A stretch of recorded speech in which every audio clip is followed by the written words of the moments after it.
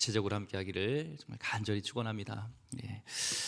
오늘 하나님 말씀 제목은요, 하나님의 축복을 기대하라라는 제목으로 하나님 말씀 같이 나누겠습니다. 하나님의 은혜, 하나님의 축복을 기대하시기 바랍니다. 예. 우리가 성공을 이루면요, 세상에서는 어떤 보상을 주죠. 월급도 올라가고 계급도 올라가고 자동차와 집과 사무실도 더 커지는 것이 이렇게 세상에 있습니다. 또 유명해지기도 하고 직함도 올라가고 그런 명예와 인기도 올라가게 됩니다. 우리 크리스찬들도요, 마찬가지로 이 세상 속에서 열심히 이렇게 성공하면은 보상이 있을 수 있습니다.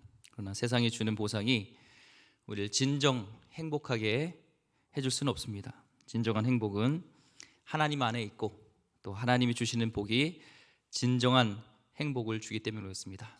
오늘 아브라함은요, 그 진정한 행복을 주님 안에서 찾으려고 했고 그것을 알았던 사람이 바로 이 아브라함입니다. 아브라함은 이 318명밖에 안 되는 병력을 가지고 4개국이나 되는 그 연합군을 기습해서 승리하게 되죠. 그래서 아브라함은 어떻게 보면 큰 성공을 거두었습니다. 이제 그 아브라함은 큰 성공을 이제 보상을 누릴 때인데, 오늘 보면 이제 전쟁에서 승리하고 이제 돌아옵니다. 롯을 구하고 돌아오는데 이때 소돔 왕이 이 아브라함을 영접하고요.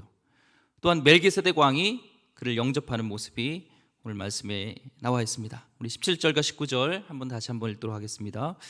아브라함이 그돌라오멜과 그와 함께한 왕들을 쳐부수고 돌아올 때에 소돔 왕이 사회 골짜기 곧 왕의 골짜기로 나와 그를 영접하였고, 살렘 왕 멜기세덱이 떡과 포도주를 가지고 나왔으니 그는 지극히 높으신 하나님의 제사장이었더라. 그가 아브라함에게 축복하여 이르되 천지의 주제이시오 지극히 높으신 하나님이여 아브라함에게 복을 주옵소서.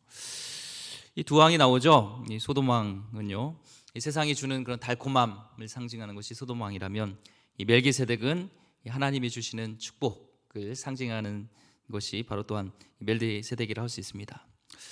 이 멜기세덱은 살렘 왕이라고 합니다. 이 살렘은 예루살렘의 준말이고요. 이 살렘은 이 평강이란 뜻이 있습니다. 평강. 그래서 샬롬 이런 말 있죠. 이 샬롬이 바로 이 샬렘에서 온 것이죠.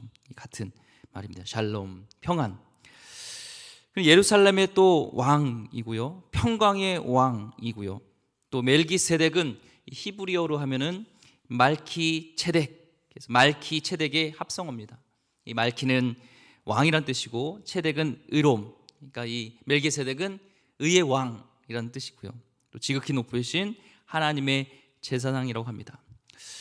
이 히브리서에 보면요, 이 멜기세덱에 대해서 잘 풀어놨습니다. 이 멜기세덱이 도대체 누군가 궁금하잖아요. 그를 잘 풀어놨는데요, 히브리서 7장 1절과 4절 말씀에 보니까 멜기세덱은 살렘 왕이요 지극히 높으신 하나님의 제사장이라. 여러 왕을 쳐서 죽이고 돌아온 아브라함을 만나 복을 빈 자라. 그리고 아브라함의 모든 것의 10분의 1을 그에게 나누어 주니라. 그 이름을 해석하면 먼저는 의의 왕이요, 그 다음은 살렘 왕이니 곧 평강의 왕이요. 여기까지는 우리 창세기 있는 것이고요. 근데 3절 보니까 아버지도 없고 어머니도 없고 족보도 없고 시작한 날도 없고 생명의 끝도 없어 하나님의 아들과 닮아서 항상 제사장으로 있느니라. 이 사람이 얼마나 높은가를 생각해보라. 조상 아브라함도 노량물 중 10분의 1을 그에게 주었느니라. 3절 보니까 아버지도 없고 어머니도 없고 족보도 없고 시작한 날 끝도 없고 생명의 끝도 없는 분, 하나님의 아들, 누구예요?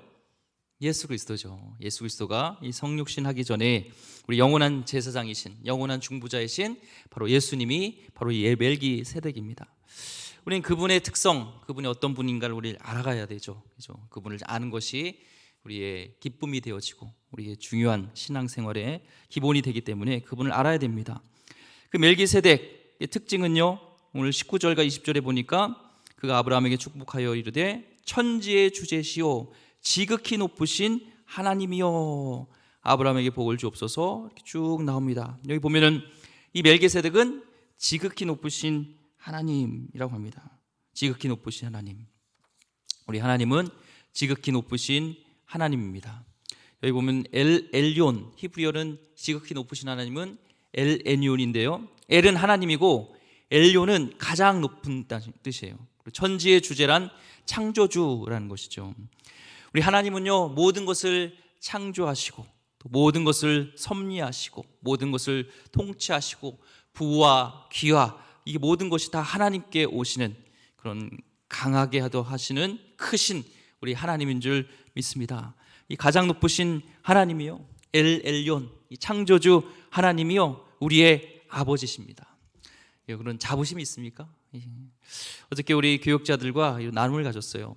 여러분은 가족에 대한 자부심이 있습니까? 라는 그런 좀 이렇게 나눔을 가졌거든요. 여러분 어떠세요? 가족에 대한 자부심이 있으십니까? 근데 어떤 분은 얘기하시더라고요. 자랑스럽습니다. 우리 가족은 자랑스러운데 더 자랑스러운 것은, 더 자부심 있는 것은 와이프의 친정 쪽이래요. 우리 사돈, 그러니까 장인 장모님들이 더 자부심을 가질 수 있는 그런 배경이 있고 너무 좋으시다고 얘기를 하더라고요. 우리는 우리 아버지가, 우리 가족이 이렇게 좋으면 자부심을 갖습니다. 그렇죠? 훌륭하면 우리 자부심을 갖죠. 저에게 이렇게 보니까 이 조 바이든 이제 미 대통령 취임식 후에 이렇게 축하 공연을 하면서 이렇게 춤을 추는데, 이 조 바이든 대통령, 미 대통령이 이 8개월 된 막내 손자, 보라는 막내 손자를 안고 같이 이렇게 춤을 추더라고요. 저 안겨 있는 어린이에게 있어서 지금은 잘 모르겠지만 얼마나 이 든든하고 얼마나 자랑스럽고, 감히 누가 저 아이를 건들겠습니까? 그렇죠? 우리 할아버지가 미 대통령이라는데 그 빽과 그런 명예와 이런 것들은 말할 수 없죠. 우리 할아버지가 이 대통령이라는 것만 가지고도 우리는 자부심을 갖고, 우리는 프라이드가 있고 힘이 되고 우리에게 어떤 그런 능력이 된다면, 우리 하나님 아버지가 만왕의 왕이시고 지극히 높으신, 제일 높으신 창조주시라는 것을 가질 때, 그분의 우리가 자녀라는 것을 우리가 정말 알 때 우리는 낙심하지 않을 수 있습니다. 어떠한 상황에도 우리는 기뻐할 수 있습니다. 우리 하나님이요, 만왕의 왕이십니다. 지극히 높으신 분이십니다. 역대상 29장 12절에 보니까 부와 귀가 주께로 말미암고 또 주는 만물의 주자가 되사 손에 권세와 능력이 있사오니 모든 사람을 크게 하심과 강하게 하심이 주의 손에 있나이다. 대통령도요, 하나님의 손에 있는 거예요. 그런 모든 부와 귀와 모든 그 권세와 능력을 좌지우지할 수 있는 그 하나님이 우리를 붙들고 계시고 우리의 아버지됨을 믿으시길 바랍니다. 이 멜기세덱은요, 이 성육신전 하기 전에 예수님을 얘기하는 거죠. 우리는 세상에서 주는 그런 복이 아니라 주님을 통해서, 예수님을 통해서 주시는 하나님의 풍성한 축복을 우리는 누려야 됩니다. 그렇다면 우리는 예수님을 통해서 주시는 그런 하나님의 축복이 뭘까요? 첫째는요, 평강의 복입니다. 평강의 복이요. 우리가 하나님을 믿을 때 하나님은 우리에게 평강의 복을 주세요. 우리가 하나님을 의지하고 맡길 때요, 우리 하나님께 맡길 때 평강을 우리에게 허락하신다는 거예요. 마음이 평화롭고 걱정 없는 것이 축복입니다. 상황은 여전히 변함이 없는데, 상황은 여전히 어려운데 그런 거 있잖아요. 평안한 거, 걱정이 없는 거. 나 이렇게 걱정 없어도 되나? 나 이렇게 평안해도 되나? 그 복이 어디서 오는 거예요? 우리 예수님을 통해서 주신 겁니다. 그래서 예수님은 닉네임이 있어요. 별명이 뭐예요? 평강의 왕. 평강의 왕. 이 부활하신 예수님, 두려워하고 있던 제자들 두려웠습니다. 예수님이 돌아가시고 또 예수님이 앞에 나타났을 때 제자들은요, 두려웠어요. 떨렸어요. 그때 예수님은 그게 뭐라고 말씀하시면, 제자들에게 요한복음 20장 19절 말씀에 이날 곧 안식 후 첫날 저녁 때에 제자들이 유대인들을 두려워했습니다. 모인 곳에 문들을 닫았더니 예수께서 오사 가운데 서서 이르시되 너에게 뭐가 있다? 평강이 있을지어다. 두려워하는 제자들에게, 그들이 또한 로마 군병들에게, 또한 유대인들에게 그런 핍박과 어려움과 그런 것들을 볼 때, 그런 상황을 볼 때 너무나 두려웠습니다. 생각해 보세요. 그런데 예수님이 그들에게 다가서 하셨던 말이 평강이 있을지어다 하셨죠. 폭풍이 막 풍랑이 있을 때 예수님께서는 잠잠하라 하셨습니다. 여러분, 오늘도 여러분 가운데 어떤 마음으로 여러분 마음을 요동칩니까? 경제적으로, 상황적으로 풍랑을 만났습니까? 그때 예수님께서 우리 안에 계시고 잠잠하라, 평강이 있을지어다. 이것이 내 마음에 온다면 우리는 어떤 상황에도 평강을 가질 수 있습니다. 이것이 주님이 주시는 정말 절대 축복이죠. 우리가 삶에 살아갈 때요, 많은 것들을 선택하게 됩니다. 그럴 때 그 기준이 무엇입니까? 무엇을 가지고 여러분 그 길을 선택하시죠? 하나님 말씀이죠. 근데 잘 모를 때가 있어요. 그럴 때는 어떤 길을 선택하면 되냐? 그 길을 선택함에 있어서 내 가운데 평안이 있는가, 평강이 있는가, 그러면 됩니다. 예수님이 골로새서 3장 15절 말씀이에요. 그리스도의 평강이 너희 마음을 주장하게 하라. 너희는 평강을 위하여 한 몸으로 부르심 받았나니 너희는 또한 감사하는 자가 되라. 그래서 예수의 평강, 그리스도 평강이 너희 마음을 다스리게 하라. 여기 보면 지배하게 해라 라는 거예요. 길을 선택할 때 마지막 우리가 선택해야 될 것은요, 마지막으로 우리가 점검봐야 될 것은 내 가운데 그 길을 선택함에 평안이 있는가 없는가요? 여러분 마음속에 평안이 있으면요, 우리 주님이 함께 하신 겁니다. 어떤 상황 속에서도 주님이 함께 하시면요, 폭풍 속에서도 우리는요 평강의 복을 누릴 수 있습니다. 그러니까 주님 밖에 있기 때문에 문제죠. 주님 안에만 있으면요, 풍랑이 있든 뭐가 있든 우리는 문제가 될 것이 없습니다. 반대로요, 내 안에 주님이 없으면요, 우리는 평강을 누릴 수가 없어요. 평강의 반대는요, 조급함입니다. 내 안에 막 조급함이 있어요. 정신분석학자 칼 융은 조급함은 마귀에서 나오는 것이 아니라 그 자체가 마귀다 그랬습니다. 조급함은요, 예수님의 영역이 아닙니다. 예수님의 영역은 평안입니다. 하지만 조급함의 영역은 마귀입니다. 이 사울왕 당시에요, 이 블레셋이 쳐들어왔습니다. 많은 군사를 이끌고요, 강력한 무기였던 병거를 3만 대, 또한 마병을 6,000명, 백성은 해변의 모래처럼 많았다고 쭉 성경에는 기록되어 있습니다. 이제 출정식을 하고 나가야 돼요. 제사를 드리고 나가야 됩니다. 근데 약속했던 7일이 됐는데도 사무엘이 오지 않아요. 제사장이었던 사무엘이 오지 않습니다. 하나님을 보지 않고요, 적을 보니까 그들이 막 옥저여 오고 있고요, 또한 이 군사들은요 이제 도망가고 있어요. 무서워서요, 막 흩어지고 있어요. 이탈하고 있어요. 그 가운데 평안이 없었습니다. 하나님을 바라보지 않고요, 사망을 바를 때, 환경을 볼 때 불안했습니다. 초조했습니다. 그래서 빨리 내가 해야 된다 생각으로 제사를 드려버린 거예요. 제사장이 드려야 되는데 말씀에 순종하지 않고 제사를 드림으로 인해서 결국 이 일로 하나님께 버려지는 인생이 됩니다. 주님 안에 모시면 우리는 평안의 복을 누릴 줄 믿습니다. 이 시간에 여러분 다시 한번 주의 평강이 내 마음을 주장케 하라 말씀하신 것처럼 예수님의 평강이 여러분을 주장하시기를 주의 이름으로 축원드립니다. 둘째요, 우리는 예수를 통해서 의의 복을 우리는 누립니다. 의의 복이요. 멜기세덱은 예수님은요 의의 왕이라고 했어요. 의의 왕. 우리가 구원받기 위해서는요 의로우면 됩니다. 완전하게 의로우면 돼요. 문제는요 완전해야 돼요. 완전하게 의로워야 되는 거예요. 어떤 분이 그래요. 진짜 좀 이상하다고. 그게 뭐냐, 아니 세상에 보면은 안 믿는 사람들 중에 굉장히 착한 사람이 많이 있다는 거예요. 그 사람은 구원받고, 그런데 교회에서 보면 나쁜 사람도 있는데 그 사람은 구원받냐고. 그건 불공평하지 않냐 이렇게 얘기할 수가 있죠. 그렇지만 우리는 한번 생각해 봐야 돼요. 착하다 기준이 어디에 있는지, 얼마큼 착한 것이 그 기준이 되는지, 그는 사람마다 각자 다릅니다. 완전한 착함, 완전한 의가 돼야 된다는 것이죠. 그것은 우리의 의가 아니라 바로 의의 왕이신 예수님을 통해서 우리는 완전한 의를 누릴 수가 있습니다. 한 분의 초대로요, 교육자들, 예전에 교육자들이 이렇게 파주에 이렇게 음식점을 이렇게 초대받은 적이 있어요.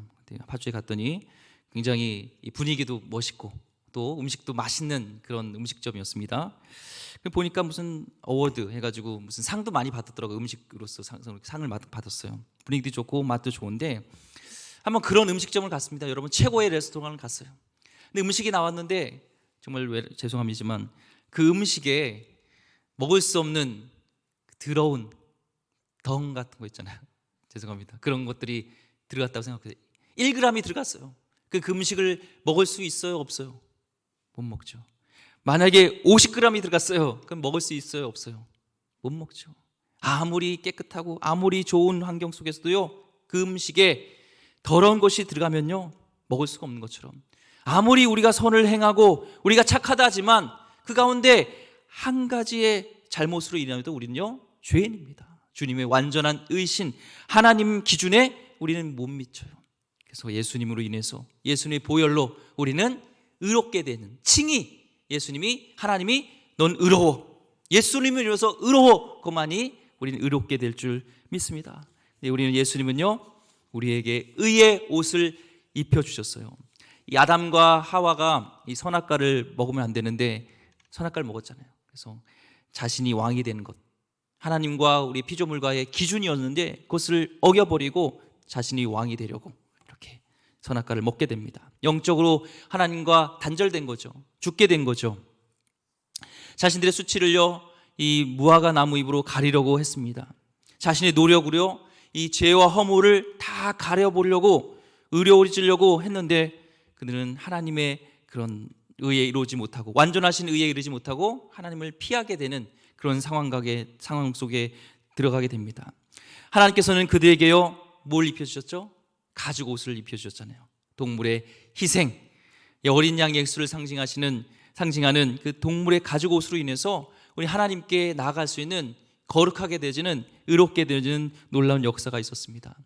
로마서 3장 23절 24절 말씀에요 모든 사람이 죄를 범하였음에 하나님의 영광에 이르지 못하더니 그리스도 예수 안에는 속량으로 말미암아 하나님의 은혜로 값없이 의롭다 하심을 얻은 자 되었느니라 말씀하셨던 것처럼 복 중의 복은요 우리는 의롭게 되는 구원받았다는 그 사실이 복 중의 복인 줄 믿습니다. 너무 커서요 우리 그것을 실감하지 못할 뿐이지 우리가 정말 예수 그리스도로 인해서 의롭게 되어지고 이 구원받았다는 사실은요 정말 어떤 것과 바꿀 수 없는 복 중의 복이라는 것입니다. 일단 우리 예수님을 통해서 우리는 영생의 복을 누립니다. 그래서요 멜기세덱이요 이 아브라함에게 준 것이 뭐냐면 이 떡과 포도주였습니다. 창세기 14장 18절 말씀에 보니까 살렘 왕 멜기세덱이 떡과 포도주를 가지고 나왔다 얘기하고 있습니다. 그는 보니까요 이 떡과 포도주는 이 성찬을 의미하죠. 예수님의 몸과 피를 상징합니다. 예수님의 몸과 피는 이 생명이고요 우리에게 영원한 생명을 주십니다. 그분으로 인하여서 우리는 영원한 생명을 얻게 되는 것이죠. 이 성도님 중에서요 저한테 묻는 말이 있어요. 목사님 진짜 하늘나라가 있나요? 진짜 영원한 생명이 있나요? 천국이 있냐고 묻습니다. 저는 말씀을 믿습니다. 말씀이 거짓이라면 우리가 믿는 것이 다 헛된 것이죠. 하지만 우리는 말씀을 믿습니다. 요한복음 6장 55절, 53절과 55절 말씀에 같이 읽어보겠습니다. 시작. 예수께서 이르시되 내가 진실로 진실로 너에게 이르노니 인자의 살을 먹지 아니하고 인자의 피를 마시지 아니하면 너희 속에 생명이 없느니라. 내 살을 먹고 내 피를 마시는 자는 영생을 가졌고 마지막 날에 내가 그를 다시 살리리니. 아멘. 예수님을 믿는 자, 예수님의 보혈로 우리가 거룩하게 되어지고 거듭났다는 사실을 우리 예수님을 믿을 때 마지막 날에 내가 그를 살리라고 분명히 약속하셨습니다. 예수님을 믿는 여러분에게 주시는 영원한 생명, 영원한 복이 우리 가운데 있는 줄 믿습니다. 또한 떡과 포도주를 주셨다는 것은 또한 우리의 양식이죠. 육신의 양식, 우리 육신의 양식도 피 채워줄 수 있는 분이 바로 우리 예수님이십니다. 마지막 우리가 또한 예수님을 통해서 얻는 축복이 뭐냐면 승리의 복이에요. 승리의 복. 318명의 사병으로요 네 왕의 동맹국을 이길 수 있었던 비결은요 바로 그 대적들을 아브라함에 붙이신 하나님이십니다. 창세기 14장 20절 말씀에 너희 대적을 내 손에 붙이신 지극히 높으신 하나님을 찬송할지로다 라고 얘기합니다. 그 대적들을 누가 붙이셨어요? 지극히 높으신 하나님이 아브라함 손에 붙였기 때문에 318명이 문제가 되지 않습니다. 아브라함이 혼자 나가도 됩니다. 왜요? 하나님이 승리의 자신이기 때문에, 하나님이 승리시키기 때문에 하나님과 함께 하시면, 하나님이 함께 하시면 우리는 승리하게 될 줄 믿습니다. 출애굽기 17장에요 이스라엘과 아말렉이 전투를 합니다. 그때 싸움에서 승리를 합니다. 누가 승리했냐면 하나님이 승리하게 한 거죠. 그래서 그때 모세가 하나님을 찬양합니다. 여호와 니시. 출애굽기 17장 15절과 16절 말씀에 모세가 제단을 쌓고 그 이름을 여호와 니시라 했다는 겁니다. 여호와 니시는요 승리의 하나님입니다. 니시는 깃발이란 뜻이에요. 배너죠, 배너. 흔드는 거예요, 배너. 깃발이란 뜻입니다. 고대 전쟁에서는요, 이 깃발을 뺏기면요, 지는 거예요. 패배하는 겁니다. 하지만 상황은 어렵고 막 적들이 많을지라도 깃발이 아직 펄럭이고 있는 한 그 전쟁은 아직 지지 않은 것이고 승리한 것입니다. 깃발을 휘날리시는 한 우리는 항상 전쟁에서 승리하게 됩니다.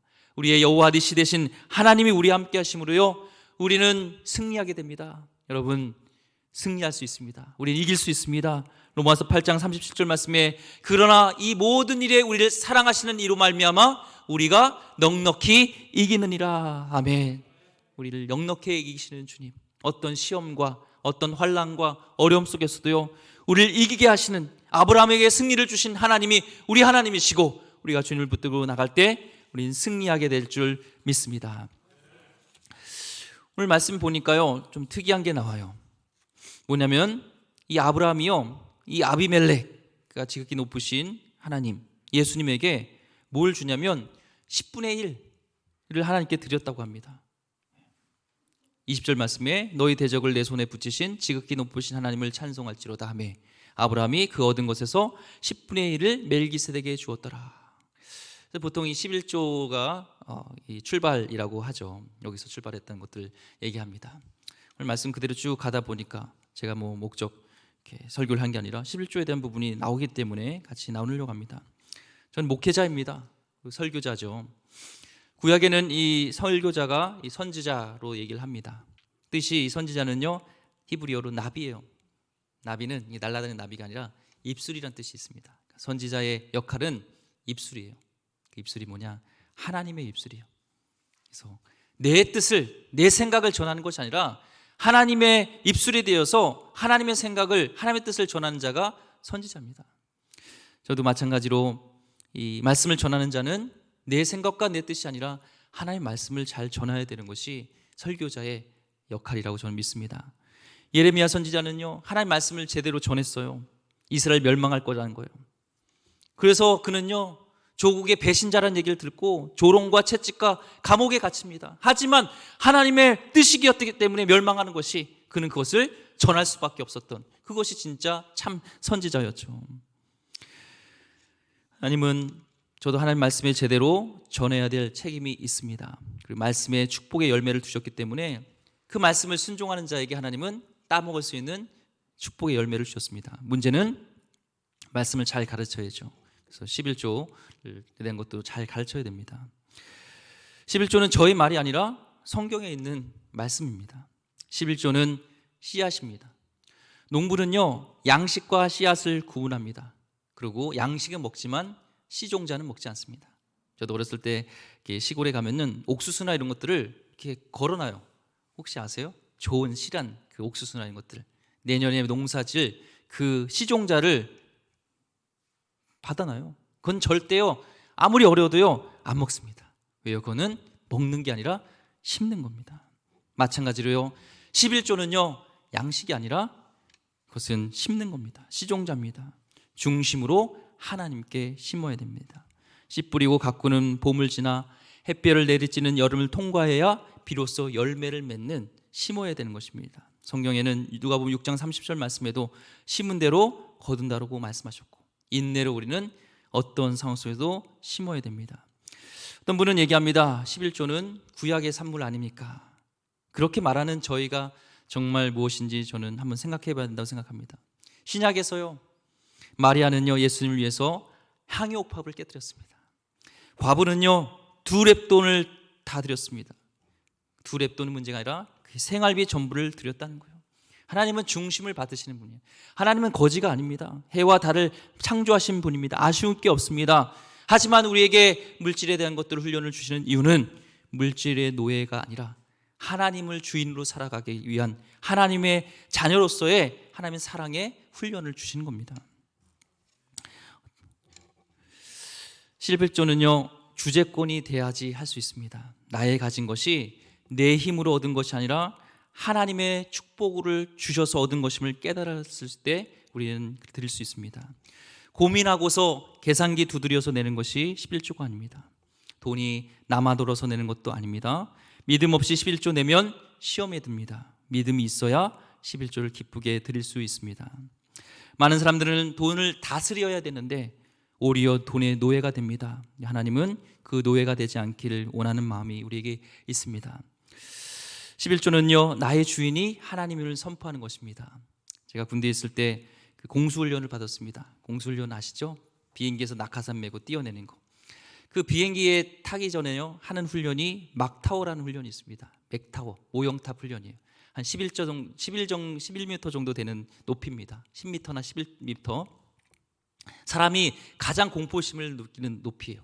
밑에가 굉장히 뚜렷이 잘 보이는데 떨어지면 죽을 것 같아요. 그 공포가 다 옵니다. 근데 거기서 뛰어내려야 돼요. 뛰어내릴 때 공포가 있으면요, 이 발을요, 짝다리가 났는지 멀리 뛰지 못한다든지 할 때 이제 낙하산을 펴지지 않았을 때에 예배산을 피는 연습이라든지 이런 안전장치 연습을 쭉 다 해야 돼요. 근데 공포가 있으면요, 그걸 못해요. 그러면 불합격. 계속 그거 할 때까지요, 공포심 없을 때까지 그 훈련을 계속합니다. 그래서 정확하게 3번을 정확하게 거기서 뛰어내려야지 이제 비행기를 탈 수가 있어요. 그 막타워에서 훈련해서 마치면요, 500m, 1000m, 아니 더 높이 올라가도요 별로 안 무서워요. 무섭지만 그만큼 안 무서워요. 왜냐면 너무 높아서요, 그 정도는 그냥 사람이 이렇게 개미같이 보이고 막 그러니까 공포가 잘 몰라요. 그냥 뛰어내리는 거예요. 근데 막타워는요 진짜 무서워요. 그리고 내가 뛰어내기 때문에 누가 미는 것도 아니고. 마찬가지입니다. 11조는 높이도 비슷하죠. 11. 어려울 때 그게 훈련이 돼야지 나중에 하나님께서 많은 것을 채워주셨을 때 그것을 드릴 수가 있어요. 나중에 내가 하나님 주시면 하겠지, 이게 아닙니다. 그것을 하는 훈련이 되었을 때, 믿음의 분량이 됐을 때 하나님은요 부어주실 수 있어요. 어린아이에게 칼을 줬을 때요, 그 칼을 가지고 위험하죠. 하지만 성숙한 요리사에게 칼을 주면요 마음껏 요리할 수 있도록 하나님께서는 우리에게 많은 것을 주시길 원하지만 그것을 잘못 쓰기 때문에 하나님께서는 훈련을 또한 하시는 겁니다. 막터 훈련에서 승리하시기 바랍니다. 또한요, 이렇게 질문할 수도 있어요. 교회가 11조를 제대로 쓰지 않기 때문에 자기가 드리고 싶은 곳에 자기는 드린다. 그것도 성경적이지 않습니다. 물론 교회가 11조를 제대로 써야 합니다. 하나님의 영광을 위해서, 또한 헌금하신 분들의 보람을 위해서, 또한 그 쓰여진 곳에 기쁨이 되도록 이렇게 써야 됩니다. 성경에서 11조는요 레위인들을 위해서, 성전 관련된 일과 또한 절기를 위해서, 고아와 과부를 위해서 썼던 것이 11조였습니다. 지금의 11조는 이 땅에 지금의 레위인과 분들은 누굴까요? 목회자, 우리 교회, 또한 지방의 교단, 한국교회, 농어촌, 미자립교회, 선교사님들, 복음을 위해서 헌신하는 분들. 레위인들은 그 분깃이 없었어요. 녹을 먹어야 되는, 성전에서 나오는 그 예물 가지고 먹어야 되는 분들, 바로 레위인일 수 있습니다. 또한 고아 과부들 누굴까요? 오늘날의 어려운 이웃들을 돌봐야 되는 것들 또한 이 11조가 쓰여야 되는 것이죠. 그래서 하나님께 영광이 되어지고 보람과 기쁨이 돼야 됩니다. 교회의 책임도 있습니다. 그 헌금이 11조가 성경대로 잘 쓰여져야 되는 교회의 책임이 있지만 그건 교회가 할 일이고, 책망받을 것은 리더자에게 하나님이 하실 거고요. 우리 성도로서의 우리 해야 될 본분은요 온전한 11조입니다. 온전한 11조는 나의 권리를 주장하는 것이 아니에요. 내게 아니에요. 섬심 쓰듯이 어려운 이웃을 내가 그걸로 돕고 선교사를 도와드리는 것이 아닙니다. 그래서 통상적으로 한 곳을 정해서 모교에 드리는 것이 저는 질서에 맞다고 합니다. 맞다고 생각합니다. 개인적으로 컨택하다가요 문제가 생기면 누가 책임지겠습니까? 저희도 선교사님을 이전엔 어떤지 모르겠지만요, 제가 부임한 이후로는요 개인적으로 드린 분 한 분도 없습니다. 교회를 통해서, 교단을 통해서 이렇게 흘러가게 합니다. 그래야지 중간에 물질적인 문제가 생기지 않고 사람이 장난치지 않습니다. 또한 여러분의 11조를 통하여서 우리 교회가 1년 예산을 잡고 그걸 가지고 선교사도 파송하고 교회도 운영하고 사역자 사례도 주고 모든 계획이 가능합니다. 여러분들이 기름교회 성도라면요, 교회를 사랑한다면 최소한의 마음으로 11조를 드리는 것이죠. 정말 섬기고 싶은 교회가 있습니다. 정말 어려운 교회가 있습니다. 그런 교회가 있으면요 여러분이 가셔서 헌신하세요. 물질인 곳에 마음이 있습니다. 정말 그 교회를 사랑한다면 물질만 가지 마시고 같이 마음을 들이시고요. 그래서 우리 기름교회를 사랑한다면요, 몸과 마음이 같이 가야 됩니다. 저도 선교사 시절 때요, 경제적으로 어려울 때가 있었습니다. 그래서 우리 가족이 어려울 때 11조를 보냈습니다. 저에게요. 되게 감사했습니다. 내 와이프랑 고민하고 말씀에 찔림이 있어서 이건 아닌 것 같다고. 11조는 온전한 11조를 해야 되는 것은 무교회 하는 것이 맞는데 그것을 선교사라고 우리가 어렵다고 우리 하는 것은 아닌 것 같다. 그것은 선교 헌금으로 드려야지 11조로 내 것을 주장하면 안 된다라는 생각에 와이프가 동의해 줘서요, 같이요. 와이프가 이렇게 주장해 줬죠. 그래서요, 정말 아깝지만 다시 가족에게 돌려보냈습니다. 그리고 마음은 받겠다고, 너무 감사하다고. 하지만 내가 이걸 받으면 나중에 설교할 때, 목회할 때 성도들에게 온전한 11조로 하라고 하지 못할 거라는 거 얘기를 하고서 감사하게 받았습니다. 온전한 11조가 하는 것이 바로 물질이 아닌 하나님이 주인된 삶을 사는 것이 목회자의 책임이기 때문에 온전한 11조를 하게 해야 됩니다. 그래서 선교사님들께도 부탁합니다. 어려우셔도 개인적으로 컨택하지 마시고 성도들에게 온전한 11조를 하게 하십시오. 진짜 어려우면요, 교회의 당회를 통하여서 여러분 교회에 정식적으로 얘기하시기 바랍니다. 교회를 통해서 질서 있게 나가는 것이 많습니다. 또한 헌금 봉투 눌리는 것도 마찬가지예요. 온전한 11조. 여러분 어려운 분들은요, 있죠. 11조가 있는데 헌금이 할 게 많아요. 특별 헌금, 무슨 헌금이 많으면 작정 헌금 것도 많고 그러면은 이게 자기의 직분도 있고 또 이게 주보에는 이름도 올라가야 되고 하다 보면요, 어떻게 하겠어요? 재정은 정해져 있고 11조에서 이렇게 가져오겠죠. 그러지 마세요. 온전한 11조. 다른 헌금 안 하셔도요, 11조만 온전히 하세요. 다른 헌금 늘리지 마시고요, 그 온전한 11조만 하셔도 됩니다. 성도님들, 온전한 11조만 우리 기름교회가 다 해도요, 다른 헌금 안 하셔도 1년 동안 우리가 선교하고 구제하고 다음 세대를 세울 수 있는, 다 할 수 있습니다. 이게 성경적인 원리입니다. 말라기 3장 10절 말씀을 많이 얘기하죠. 만군의 여호와가 이르노라, 너희 온전한 11조를 창고에 들어 너희 집에 양식 있게 하고 그것으로 날 시험하여 내가 하늘 문을 열고 너에게 복을 쌓을 곳이 없도록 붙지 아니하나 보라. 약속입니다. 한번 시험해 보세요. 예. 하나님을요, 이렇게 벼랑 끝으로 몰아보세요. 하나님, 나 죽을 것 같아요. 사르밧 과부처럼 이거 먹고 죽을 것밖에 없는데 먼저 그것을 바치라고 하는데 순종해 보세요. 하나님의 역사하시고 시퍼렇게 살아계신 하나님을 여러분 그 어려운 순간에요, 그 벼랑 끝에서 만나게 될 것입니다. 위기는 기회입니다. 그때 여러분의 믿음이 드러나고요, 하나님이 정말 살아계시고 나의 물질의 주인과 나의 인생의 주인은 하나님이라는 것을 경험할 수 있는 기회입니다. 어떤 어려운 성에도 씨앗, 양식이 아닌 씨앗 11조는 건들지 마시기 바랍니다.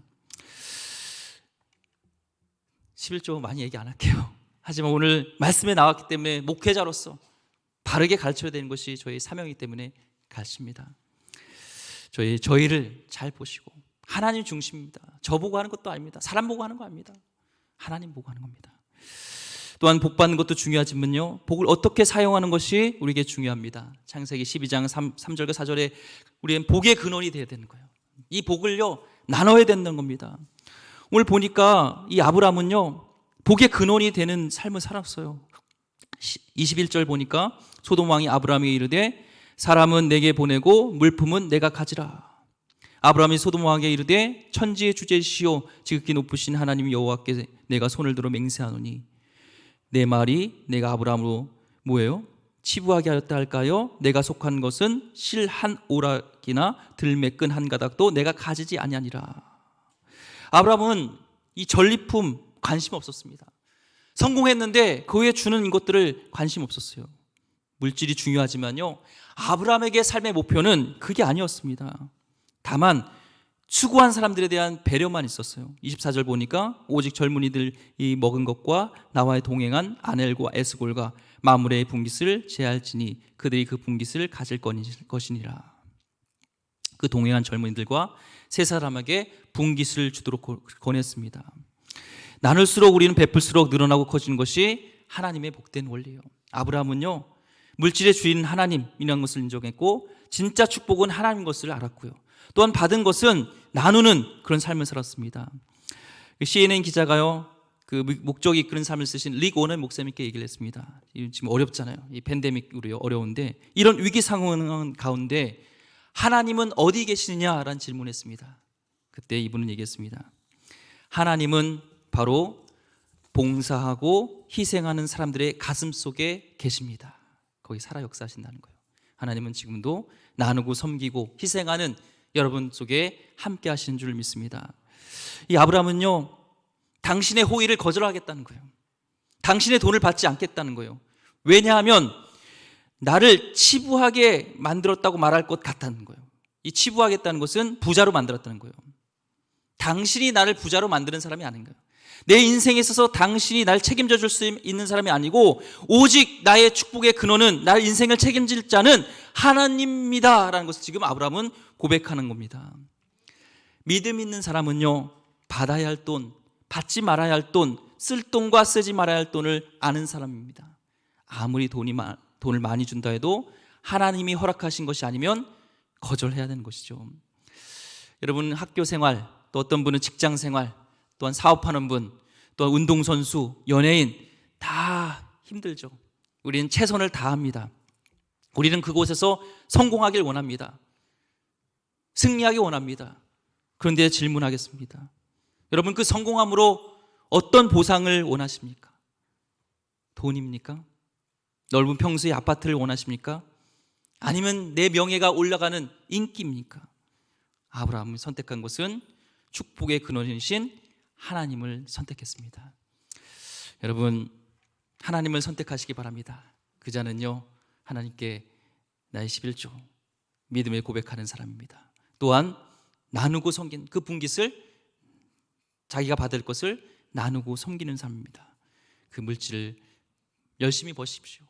하지만 그것을 하나님 사랑하고 이웃 사랑한테 나눌 수 있는 그런 여러분의 정말 진짜 하나님이 땅에 찾으시는 귀한 하나님 백성, 믿음의 사람 되기를 주의 이름으로 간절히 축원드립니다. 기도하겠습니다. 하나님, 우리 삶 가운데 하나님이 축복하는 사람 되기를 원합니다.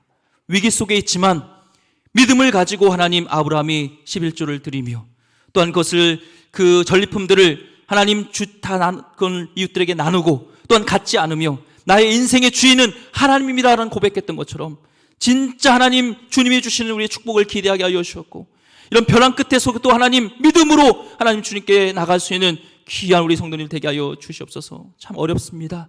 하지만 그 위기가 기회가 되게 하셨고, 그 벼랑 끝에서 주님의 손을 우리가 보게 하여 주셨고, 정말 그 속에서 하나님의 역사심을 볼 수 있는 기회가 되게 하여 주셔서 우리 믿음이 이 위기 가운데 더 커지고 주님을 크게 보고 지극히 높으신 그 하나님을 보게 하여 주옵소서. 만나게 하여 주옵소서. 귀하신 예수 그리스도 이름으로 기도드립니다. 아멘.